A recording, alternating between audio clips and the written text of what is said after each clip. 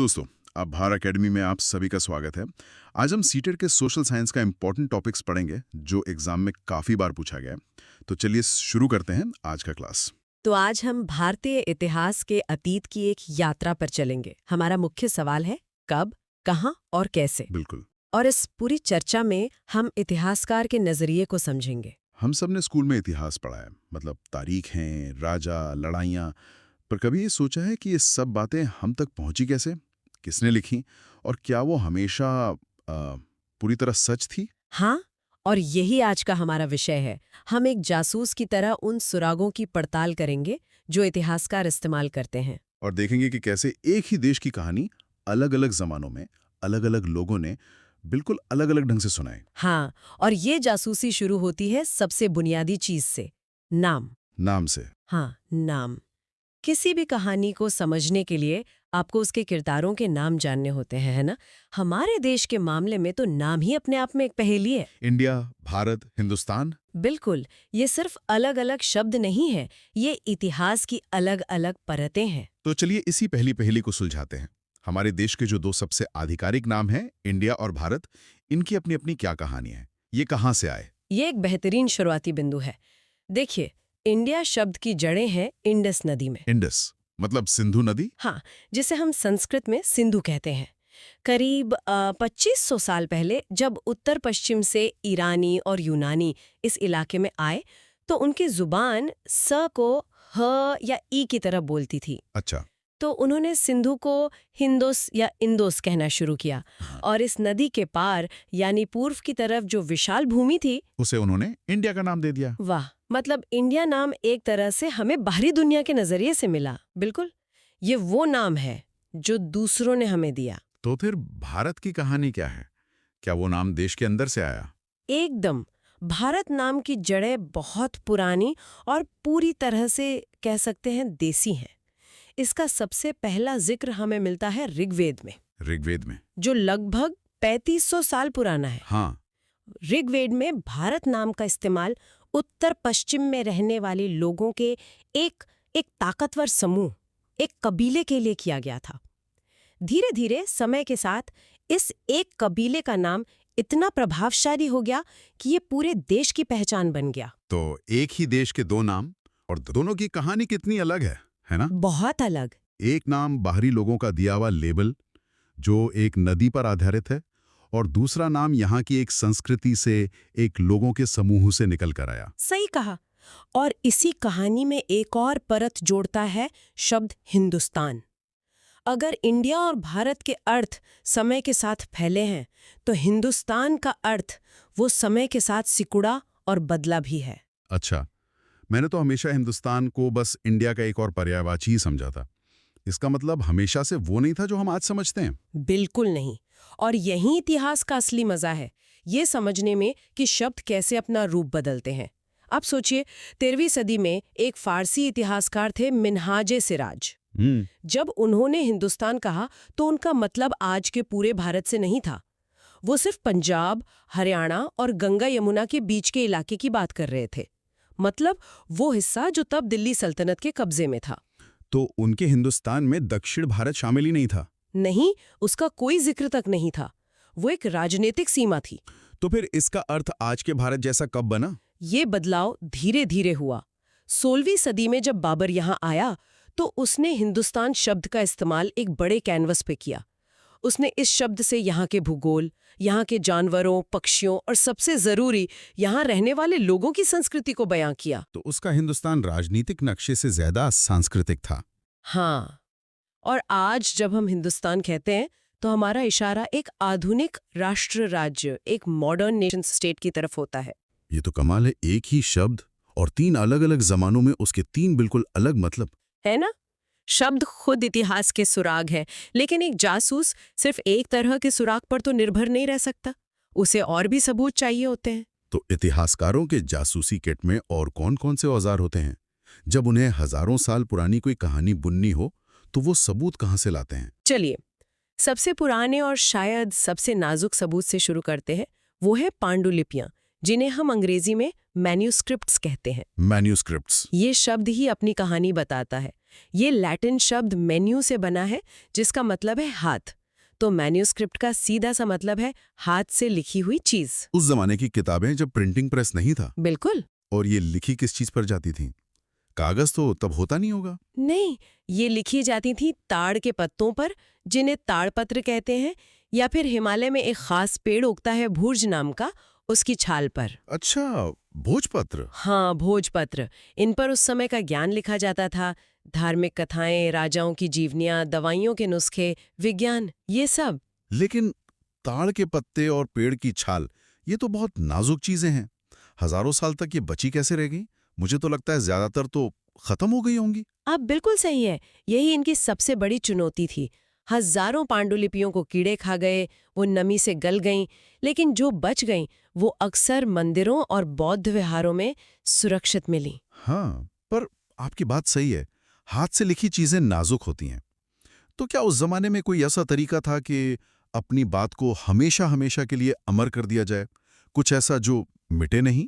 हाँ, मतलब कुछ ज्यादा टिकाऊ, ज्यादा मजबूत। जैसे पत्थर पर लिख देना। एकदम सही। और यहीं हमारे दूसरे तरह के सबूत आते हैं, अभिलेख, यानी इंस्क्रिप्शंस। इंस्क्रिप्शंस। ये पत्थर या धातु जैसी कठोर सतहों पर खोदे गए लेख हैं। ये पांडुलिपियों के मुकाबले कहीं ज्यादा टिकाऊ थे। शासक अक्सर अपने फरमान या आदेश इन पर खुदवाते थे ताकि जनता उन्हें पढ़े और माने। और अपनी जीतों का बखान भी करते होंगे। हाँ, राजा रानियां अपनी जीतों का, अपने अच्छे कामों का ब्यौरा भी इन पर लिखवाते थे ताकि आने वाली पीढ़ियां उन्हें याद रखें। इसका कोई खास उदाहरण है? सबसे बेहतरीन उदाहरण है सम्राट अशोक के अभिलेख। आज से करीब 2250 साल पहले अशोक ने अपने संदेश पूरे साम्राज्य में पत्थर के खंभों और चट्टानों पर खुदवाए। वाह। एक अभिलेख तो आज के अफगानिस्तान के कंधार शहर में मिला है। और इसकी सबसे खास बात जानते हैं क्या है? क्या? वो उस इलाके के लोगों को ध्यान में रखकर 2 अलग-अलग लिपियों में लिखा गया था, यूनानी मतलब ग्रीक और अरामाइक। अरे वाह! तो अशोक एक तरह से उस जमाने की मल्टीलिंगुअल पब्लिक ब्रॉडकास्टिंग कर रहे थे। ये तो बहुत आगे की सोच थी। बिल्कुल। ये पत्थर के बिलबोर्ड्स उस दौर के कम्युनिकेशन का सबसे शक्तिशाली जरिया थे। ठीक है, तो हमारे पास पत्तों पर लिखी नाजुक बातें हैं और पत्थर पर लिखे अमर संदेश हैं। लेकिन तब क्या होता है जब शब्द ही खत्म हो जाएं? मतलब उस जमाने का क्या, जब लोगों ने कुछ लिखा ही नहीं या जो लिखा वो हम तक पहुंचा ही नहीं? जब लिखे हुए सुराग नहीं मिलते, तब इतिहासकार एक अलग तरह का जासूस बन जाता है। वो बनता है पुरातत्वविद, यानी आर्कियोलॉजिस्ट। आर्कियोलॉजिस्ट, जो जमीन के नीचे दबे सुरागों को खोजता है। हाँ, पुरातत्वविद खुदाई करके पुरानी इमारतों के खंडर, ईंटें, मूर्तियां और रोजमर्रा की चीजें जैसे औजार, हथियार, मिट्टी के बर्तन और सिक्के खोज निकालते हैं। तो ये कुछ ऐसा हुआ जैसे किसी की जिंदगी की कहानी उसके घर के कबाड़ और पुरानी चीजों से जोड़ना। बिल्कुल। इनसे हमें उस समय के लोगों की असल जिंदगी की झलक मिलती है।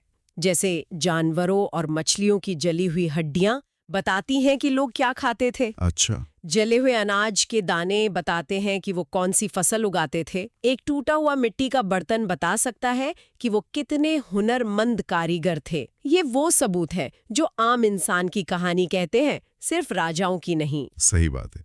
किसी राजा की जीवनी शायद ये ना बताए कि उसके राज में लोग कौन सा अनाज खाते थे। बिल्कुल। अब तक हमने जिन स्रोतों की बात की, ये सब हमें प्राचीन काल की तस्वीर देते हैं। लेकिन जैसे हम मध्यकाल में आते हैं, एक चीज सब कुछ बदल देती है, कागज। हाँ, कागज का आना तो एक क्रांति जैसा रहा होगा। अचानक जानकारी को लिखना और फैलाना कितना आसान हो गया होगा। बहुत आसान। कागज सस्ता और आसानी से मिलने लगा, तो धर्म ग्रंथ, शासकों की कहानियां, अदालतों के दस्तावेज, सब कुछ बड़े पैमाने पर कागज पर लिखा जाने लगा। लेकिन इसने एक नई और बहुत दिलचस्प समस्या को जन्म दिया। समस्या? वो क्या? प्रिंटिंग प्रेस तो थे नहीं, तो इन किताबों की कॉपियां कैसे बनती थीं? हाथ से ही कोई बैठ के नकल करता होगा। सही। और उन्हें कहते थे नकलन नवीस या स्क्राइब्स। अब आप सोचिए, जब कोई इंसान हाथ से किसी 100 पन्ने की किताब की नकल करता है तो क्या होता है? गलतियां होती हैं। कभी कोई शब्द छूट गया, कभी कोई वाक्य अपनी तरफ से जोड़ दिया। एकदम। ओ, तो इतिहास एक तरह से सदियों तक खेला गया चाइनीज विस्पर्स का खेल बन गया। असली टेक्स्ट कुछ और था और 100-200 साल बाद उसकी कॉपी कुछ और ही बन गई। ठीक यही होता था। इसका एक हैरान करने वाला उदाहरण भी है। 14वीं सदी के एक इतिहासकार थे जियाउद्दीन बर्नी। उन्होंने अपना इतिहास का ग्रंथ 1356 में लिखा। फिर 2 साल बाद उन्होंने उसी में कुछ सुधार करके उसका दूसरा संस्करण लिखा। लेकिन मजे की बात यह है कि इतिहासकारों को 1971 तक पहले वाले असली संस्करण के बारे में पता ही नहीं था। वो तो बस बाद वाली कॉपी को ही सच मानकर बैठे थे। ये तो चौंकाने वाली बात है। मतलब इतिहास की हमारी पूरी समझ एक कॉपी पर आधारित हो सकती है। हो सकती है, बिल्कुल। तो हम देख रहे हैं कि सबूत कैसे नाजुक पत्तों से होते हुए कागज की इस भूल भलैया तक पहुंचे। फिर अंग्रेज आए और वो तो हर चीज को लिखने और रिकॉर्ड करने के लिए जुनूनी थे। जुनूनी थे, ये सही शब्द है। अंग्रेजों का मानना था कि शासन चलाने के लिए हर चीज का लिखित रिकॉर्ड होना जरूरी है। हर निर्देश, हर योजना, हर नीति, सब कुछ साफ साफ लिखा जाता था। और इन लाखों पन्नों को सहेजने के लिए भी उन्होंने कुछ किया होगा। उन्होंने एक पूरा सिस्टम बनाया। सभी सरकारी दफ्तरों में रिकॉर्ड रूम बनाए गए, बड़े बड़े अभिलेखागार यानी आर्काइव्स बनाए गए। और सिर्फ यही नहीं, उन्होंने बड़े पैमाने पर सर्वेक्षण मतलब सर्वेस करवाए। सर्वेज? किस तरह के? देश का नक्शा बनाने के लिए, जमीन की गुणवत्ता जानने के लिए, ये पता लगाने के लिए कि कहाँ कौन सी फसल होती है, कौन से जानवर मिलते हैं। 19वीं सदी के अंत से तो हर 10 साल में जनगणना यानी सेंसस भी शुरू हो गया। ये सुनने में तो बहुत ज्यादा व्यवस्थित लगता है। इतना सारा डेटा, इतने सारे रिकॉर्ड्स। तो क्या हम ये मान सकते हैं कि ब्रिटिश काल के बारे में हमारे पास जो जानकारी है वो एकदम सटीक और पूरी है? यहीं पर सबसे बड़ा पेच है। नहीं, ज्यादा जानकारी का मतलब पूरी कहानी नहीं होता। इन सरकारी रिकॉर्ड्स के साथ 2 बड़ी दिक्कतें हैं। अच्छा। पहली है सरकारी पूर्वाग्रह, ऑफिशियल बायस। ये रिकॉर्ड्स हमें सिर्फ वो बताते हैं जो अंग्रेज अफसर सोचते थे, जो वो दिखाना चाहते थे। ये इतिहास उनके नजरिए से लिखा गया है। और दूसरी दिक्कत? दूसरी दिक्कत है गायब आवाजें, मिसिंग वॉइसेस। इन सरकारी फाइलों से आपको ये तो पता चल जाएगा कि एक अंग्रेज कलेक्टर ने क्या आदेश दिया, लेकिन ये पता नहीं चलेगा कि उस आदेश से एक आदिवासी गांव की जिंदगी पर क्या असर पड़ा। एक किसान क्या महसूस कर रहा था, खदान में काम करने वाला मजदूर। हाँ, इन आम लोगों की आवाजें इन सरकारी फाइलों में नहीं मिलती। तो सरकारी रिकॉर्ड हमें बताते हैं कि सरकार ने क्या किया, लेकिन ये नहीं बताते कि लोगों ने क्या महसूस किया। ये तो कुछ ऐसा ही है जैसे किसी कंपनी की शानदार एनुअल रिपोर्ट पढ़ना और उसी कंपनी के कर्मचारियों के सीक्रेट व्हाट्सएप ग्रुप को पढ़ना। हाँ, आपने इसे बिल्कुल सही तरीके से समझाए। दोनों में जमीन आसमान का फर्क होगा। वो ठीक है, हमने देखा कि सबूत कितने तरह के हैं, लेकिन इन सारे सुरागों को एक सिलसिले में रखने के लिए एक टाइमलाइन की जरूरत होती है। ये जो हम BC और AD सुनते हैं, इसकी कहानी क्या है? ये समय को नापने का एक ग्लोबल सिस्टम है जो ईसा मसीह के जन्म को केंद्र में रखकर बनाया गया है। BC का मतलब है बिफोर क्राइस्ट, यानी ईसा के जन्म से पहले का समय। ईसा पूर्व। हाँ, और AD का मतलब है एनो डोमिनी, जो एक लैटिन वाक्य है जिसका अर्थ है ईसा के जन्म के वर्ष में, यानी ईसवी। मैंने आजकल BCE और CE भी बहुत सुना है। ये क्या है? ये उसी सिस्टम के ज्यादा धर्मनिरपेक्ष या सेक्युलर वर्जन है। BCE का मतलब है बिफोर कॉमन एरा, जो BC की जगह इस्तेमाल होता है, और CE का मतलब है कॉमन एरा, जो AD की जगह इस्तेमाल होता है।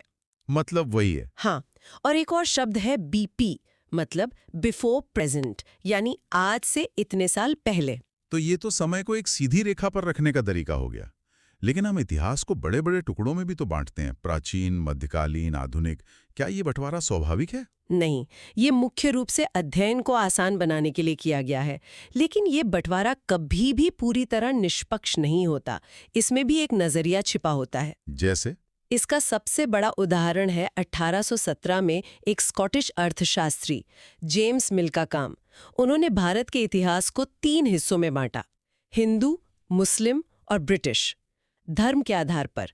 इसमें क्या समस्या थी? समस्या ये थी कि क्या किसी भी युग को सिर्फ उसके शासक के धर्म से पहचाना जा सकता है? सही बात है। जब हिंदू राजा थे, तब क्या देश में मुस्लिम या बौद्ध नहीं थे? सही बात है। या जब मुस्लिम शासक थे, तब क्या करोड़ों हिंदू प्रजा नहीं थी? ये इतिहास को बहुत ही संकीर्ण और कह सकते हैं सांप्रदायिक नजरिए से देखना था। तो आज ज्यादातर इतिहासकार इस बंटवारे को नहीं मानते। नहीं, वो प्राचीन, मध्यकालीन और आधुनिक काल में बांटते हैं। तो क्या ये वाला बंटवारा एकदम सही है? इसमें भी एक पेच है, खासकर आधुनिक यानी मॉडर्न काल को लेकर। पश्चिम में आधुनिक शब्द का मतलब होता है विज्ञान, लोकतंत्र, आजादी, समानता। लेकिन ब्रिटिश राज के दौरान भारतीयों को इनमें से कोई भी चीज सही मायनों में नहीं मिली। हमारे लिए वो शोषण का दौर था। इसलिए कई इतिहासकार ब्रिटिश काल को आधुनिक काल कहने के बजाय औपनिवेशिक यानी कॉलोनियल युग कहना ज्यादा सही समझते हैं। तो जिस तरह एक शब्द हिंदुस्तान का मतलब बदलता है, उसी तरह आधुनिक जैसे शब्द का मतलब भी इस बात पर निर्भर करता है कि आप दुनिया के किस हिस्से में खड़े होकर उसे देख रहे हैं। बिल्कुल।